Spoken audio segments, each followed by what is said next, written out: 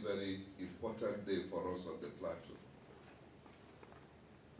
Receiving this very important report, I believe, is the beginning of the journey to putting in proper perspective the true nature of the crisis that has plagued Plateau in the last 2.5 decades.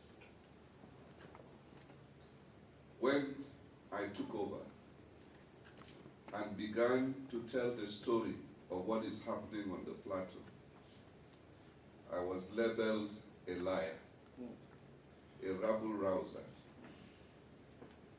and an alarmist.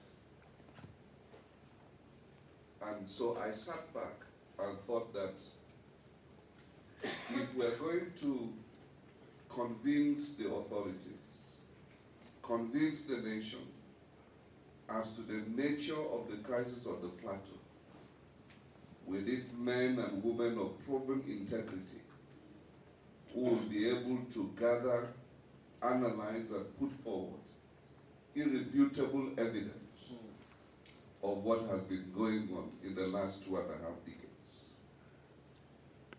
And I made it clear that we were not going to have no-go areas.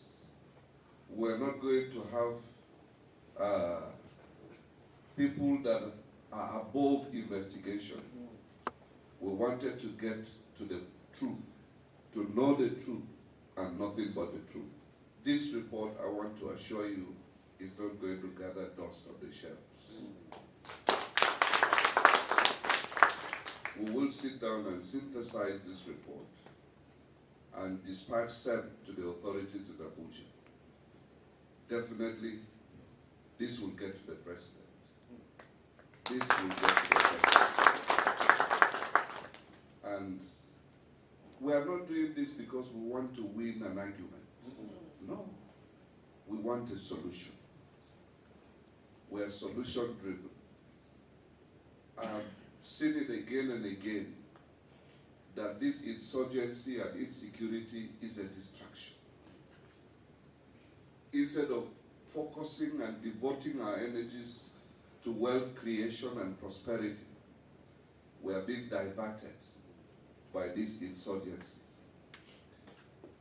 I saw how you particularly identified the routes that these bandits take to come into the state.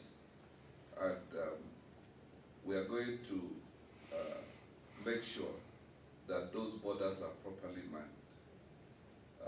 I kept waiting for this report to respond to some of our critics who out of ignorance thought we were doing nothing. And that became the basis of their quarrel with us. But today they can see that we are doing something. And by the grace of God, in anticipation of this report, we have taken other steps. We've been diligently selecting new recruits into Operation Rainbow. And I'm sure between now and next week, we're going to send over 1,000 operatives of Operation Rainbow for proper training. Today, with the receipt of this report, we will begin a deliberate and intentional effort to make sure that we tackle the causes of this insurgency and put them behind us. I want to appeal to our leaders. Any leader that truly loves Plateau State will not say he has capacity to cause trouble for Plateau. It's irresponsible. We must join hands together and build this state and not to create conflict. Your Excellency, the committee had chilling accounts of victims and community leaders on how their villages were invaded, their people attacked and killed, and how many were displaced from their ancestral homes. This shouldn't have been at all. We also listened to repeated complaints about the rampant cases of kidnapping, cattle rustling, land grabbing, which have become a scourge across many parts of the state. The issue of land grabbing has to be treated seriously. And we know what it means when you are displaced from your ancestral home unjustly. In many testimonies, accusing fingers were pointed at suspected Fulani groups alleged to be perpetrators of violent attacks, banditry, and kidnapping, even though We observed some cases where other ethnic groups were involved in joint criminal activities like cattle rustling and illegal mining. And what we saw is that in all the places we visited, the accusing finger was on the flag, to be very sincere. The committee arrived at a very sobering findings. First, we established that about 420 communities across statistical government areas of Plateau State have suffered violent attacks between 2001 and 2025. 11,789 lives were reported lost within this period under review. Just North alone recorded over 4,131 deaths. Just South, over 2,000. Barkaladi, over 1,400. Bassa, over 1,300.